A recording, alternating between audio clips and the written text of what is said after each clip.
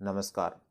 आप सभी का मेरे YouTube चैनल पे स्वागत है। मेरे 2 YouTube चैनल हैं, एक तो 100% सॉल्यूशन चैनल है और दूसरा एजुकेशन एंड टेक्नोलॉजी ज्ञान चैनल है।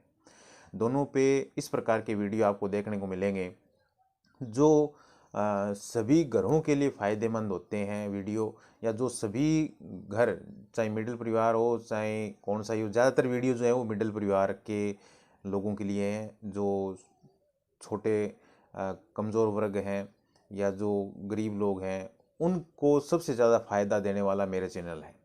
यानी मेरे चैनल के ऊपर जितने भी वीडियो कुछ देखते हो आप, तो आपको निश्चित रूप से फ़ायदा मिलेगा और आपको इस प्रकार के वीडियो भी देखने मिलेंगे जो टाइम टू टाइम, जैसे मार्केट के अंदर आजकल सारा काम सोशल मीडिया के ज़रिए हो रहा है, ऑनलाइन हो रहा है, तो बहुत सारे फ्रॉड जो हैं वो मार्केट के अंदर चल रहे हैं।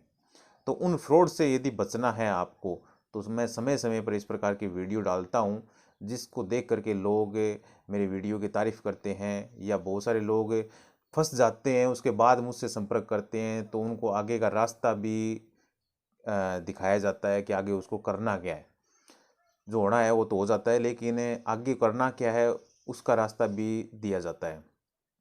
वैसे मेरे चैनल पे मैं फ्रॉड मार्केट में जैसे ही कोई कुछ किसी प्रकार का मेरे सामने आता है, व्हाट्सएप ग्रुप के अंदर आता है, कहीं से भी मेरे को सूचना मिलती है, तो उसके आधार पर मैं वीडियो बना के पहले डाल देता हूँ ताकि लोग सचेत हो जाएं। आज हम इस वीडियो के अंदर हम बात करेंगे पीएम किसान की जो किस्त आती है उसके बारे में, या उसको अप्लाई कैसे करना है। कुछ किसानों को किस्त मिल नहीं रही है, या कुछ किसानों ने रजिस्ट्रेशन करवा ही नहीं रखा है, उसका कारण क्या है उसके बारे में भी हम चर्चा करेंगे। सबसे पहले तो जैसे कि आपके पिताजी की डेथ हो जाती है, तो उस कंडीशन में सबसे पहले तो आपको आपका वारिसनामा जो है उसको बनवाना पड़ेगा। ठीक है, कितने वारिस हैं उसके हिसाब से आपको कार्रवाई करनी पड़ेगी। तो इसके लिए आपको क्या करना पड़ेगा, एक 50 रुपये का स्टाम्प लेना है। 50 रुपये के स्टाम्प पे ये लिखना पड़ेगा कि ये इस ज़मीन के अंदर और इतने लोग वारिस हैं, यानी उनकी पत्नी हो गई, जैसे पिता की डेथ होती है तो उसके बाद में उसकी जो पत्नी है, कहने का अर्थ जो जितने वारिस हैं उनकी माँ हो गई वो, और उनके जो बेटे हैं वो सारे, यानी इस प्रकार से स्टाम्प लिखा जाता है। स्टाम्प का जो फॉर्मेट है, क्या है, किस प्रकार का है, वो वीडियो के डिस्क्रिप्शन में आपको मिल जाएगा। वहाँ आप उसको एडिट करके अपना स्टाम्प बना सकते हो, और आप खुद टाइपिंग करके उसका प्रिंट निकाल सकते हो। यदि आप कहीं से नोटरी करवाते हो या नोटरी वाले के पास जाते हो, तो वो 100-200 रुपये फालतू लेता है, तो वो आपके 100-200 रुपये बच जाएंगे। यानी आप 50 रुपये का स्टाम्प लोगे तो उसके ऊपर कुछ स्टाम्प ड्यूटी वगैरह कुछ लगेगा, तो वो अलग रह गया। बाकी आपका काम 50-100 रुपये के अंदर सारा हो जाएगा। उसके बाद में एक 4 पेज का फॉर्म आता है। 4 पेज का फॉर्म आपको अपनी नज़दीकी तहसील में मिल जाएगा। और वैसे ये जो 4 पेज वाला फॉर्म है, ये अलग अलग जगह अलग अलग भी मिल सकता है, अलग अलग नियम भी मिल सकते हैं, तो ये आप अपनी तहसील में एक बार संपर्क करें। बाकी मोटा मोटी जो कारण है वो मैं बता देता हूँ। सब जो आपको काम करना है, 50 रुपये का स्टाम्प लेना है, उसके ऊपर सारी चीज़ लिख देनी है कि इसकी डेथ हो गई है और इसके बाद में इस ज़मीन के ऊपर इतना वारिस हैं, तो उसके हिसाब से वो करवा करके, और उसमें जितने भी कैंडिडेट हैं वारिस के, वो सभी के आधार कार्ड लग जाएंगे। और आधार कार्ड लगने के बाद में वो 4 पेज वाला फॉर्म लग जाएगा, और उसको फिर ऑनलाइन करना है। ठीक है, ऑनलाइन करने के लिए अपना जो अपना खाता वेबसाइट है उसके ऊपर आपको क्या करना है, ऑनलाइन करना है। तो ऑनलाइन करने के बाद में वहाँ पे सारी डिटेल पूछी जाएगी। छोटा सा फॉर्म है, ऑनलाइन करोगे तो कोई दिक्कत नहीं, आप खुद कर सकते हो। तो ऑनलाइन करने के बाद में एक पेज प्रिंट निकलेगा। प्रिंट निकलने के बाद में वो पेज भी उस के साथ लगा करके, जो आपके स्टाम्प हो गया, 4 पेज वाला फॉर्म हो गया, और इसमें आपका जो आधार कार्ड है वो हो गए। अब एक बात, इसमें डॉक्यूमेंट में साइन कौन कौन से होंगे, जैसे एक तो जितने भी वारिस हैं उनमें से किसी एक सदस्य के साइन हो जाएंगे स्टाम्प के ऊपर।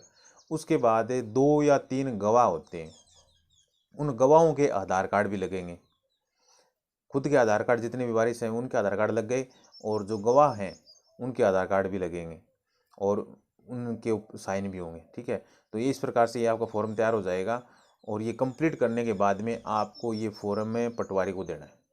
यानी एक तो ऑनलाइन फॉर्म आपने चढ़ाया, वो फॉर्म हो गया सबसे ऊपरी ऊपर। उसके बाद में 50 रुपये वाला स्टाम्प हो गया। फिर एक 4 पेज का फॉर्म आता है, उसके ऊपर लिखा जाता है कि ये गवाह हैं और उनके आधार कार्ड हो गए। और खुद के आधार कार्ड हो गए। तो ये सारे सेट बना करके और आपको क्या करना है, पटवारी को देना है। पटवारी उसको ओके कर देगा। ओके करने के बाद में वो जमाबंदी के अंदर प्रक्रियाधीन दिखाएगा, यानी ओके आप फॉर्म अपलोड कर देते हो, उसके बाद में वो प्रक्रियाधीन में आ जाता है। वो 5 या 7 दिन के अंदर जिला कलेक्टर के द्वारा ओके हो जाता है, साइन होकर के। ओके होने के बाद में आप अपनी जमाबंदी जो है दोबारा निकालें, और दोबारा निकाल करके फिर आप पीएम किसान के लिए आवेदन कर सकते हो। पीएम किसान के आवेदन करने के लिए आपको आधार नंबर चाहिएगा, आधार कार्ड, और एक राशन कार्ड, आधार कार्ड, राशन कार्ड, और एक जमाबंदी जो नई आपने जैसे वारिसनामा करवा लिया उसके बाद नई जनरेट हुई है, वो आप जमाबंदी निकालनी है। जमाबंदी जो है वो डिजिटल तहसीलदार के जो सिग्नेचर हैं वो लगानी है। इसके अलावा दूसरी एक नॉर्मल आती है, वो लगाओगे तो आपको आवेदन लेने में या जो किस्त लेने में दिक्कत आ सकती है। तो आप क्या है, डिजिटल साइन वाली जमाबंदी लगानी है। तो पीएम किसान आवेदन के लिए आपको एक राशन कार्ड और एक आधार कार्ड और एक जमाबंदी हो गई, ठीक है। ये 3 चीज़ हो गई, और तीनों को स्कैनिंग करना है 200 KB से नीचे नीचे। यानी आप हो सके तो एक ही पेज के ऊपर राशन कार्ड की और आधार कार्ड की फ़ोटोकॉपी निकालने की कोशिश करें, एक ही पेज के ऊपर, क्योंकि ज़्यादा पेज करोगे तो फाइल बड़ी हो जाएगी, डॉक्यूमेंट अपलोड नहीं होंगे। 200 KB से नीचे नीचे इसकी फ़ाइल अपलोड करनी है। अपलोड करने के बाद में वहाँ पे एक ऑप्शन आता है साइट के ऊपर, अपना साइट जो गवर्नमेंट अपना खाता है उसके ऊपर स्टेटस का आता है। तो वो स्टेटस देखोगे, स्टेटस के अंदर आएगा पेंडिंग एट पटवारी, ठीक है। तो उसका प्रिंट आउट निकाल करके जमाबंदी और आधार कार्ड, राशन कार्ड के साथ में वो प्रिंट आउट निकाल करके और देना है किसको, पटवारी को। पटवारी उसको फिर क्या करेगा, वेरीफाई करेगा, उस पर रिपोर्ट करेगा। रिपोर्ट में ये लिखेगा कि यह जो किसान है वो पीएम किसान योजना के लिए पात्र है, ठीक है। ये रिपोर्ट करवानी है। रिपोर्ट करवाने के बाद में वहीं तहसील कार्यालय के अंदर कोई आपको कमरा मिलेगा या कोई व्यवस्था मिलेगी जहाँ पर पे इस फार्मों को जमा करवाना है। वो वहाँ पर आपको क्या करना है, जमा करवा लेना है, और उनको पूछ लेना है भी फार्म कंप्लीट है क्या, कोई और कोई दिक्कत है तो अभी निकलवा करके हम आपको जमा करवा दें, ठीक है। ये बात पूछ करके उनको जमा करवा देनी है। जमा करवाने के बाद में वो थोड़ी सी प्रक्रिया चलेगी, 10 दिन, 15 दिन, महीना, 2 महीना, जितना भी गवर्नमेंट का जिस हिसाब से सिस्टम चलता है उसके हिसाब से प्रक्रिया चलेगी। प्रक्रिया कंप्लीट होने के बाद में आपके खाते में पैसे आ जाएंगे। अब कुछ लोग बोलते हैं पैसे आ नहीं रहे हैं, ठीक है। पैसे क्यों नहीं आ रहे हैं इसका कारण मैं ये बता देता हूँ कि आपको क्या करना है, अपना आधार कार्ड जो है बैंक में लिंक करवाना है। यदि आधार कार्ड आपने लिंक नहीं करवा रखा या आप ये सोच रहे हो कि मैंने लिंक करवा दिया, तो आधार कार्ड लिंक उसी के अंदर माना जाता है जो सबसे लास्ट जिस खाते के अंदर आपने लिंक करवाया है। यानी कहने का अर्थ आपने आपके पास SBI का है, PNB का है, HDFC का, 3 खाते हैं, ठीक है। यदि आपने HDFC के अंदर सबसे लास्ट में आधार लिंक करवाया है तो आपके HDFC के अंदर पैसे आएंगे। यदि आपने SBI के अंदर लिंक करवा दिया तो SBI में पैसे आएंगे। यानी सबसे लास्ट में आधार कार्ड जहाँ पर भी हम लिंक करवाते हैं DBT के अंदर वो सिर्फ एक ही अकाउंट माना जाता है और उसी के अंदर वो पेमेंट आता है। आप इसलिए उसको चेक करें, और पैसे नहीं आ रहे हैं तो आधार लिंक करवाएं, पैन कार्ड जुड़वाएं, ये सारा अपना अकाउंट का जो क्लियरिंग है वो करवाएं। आधार कार्ड में जैसे नाम है वैसे ही आपके अकाउंट में नाम होना चाहिए।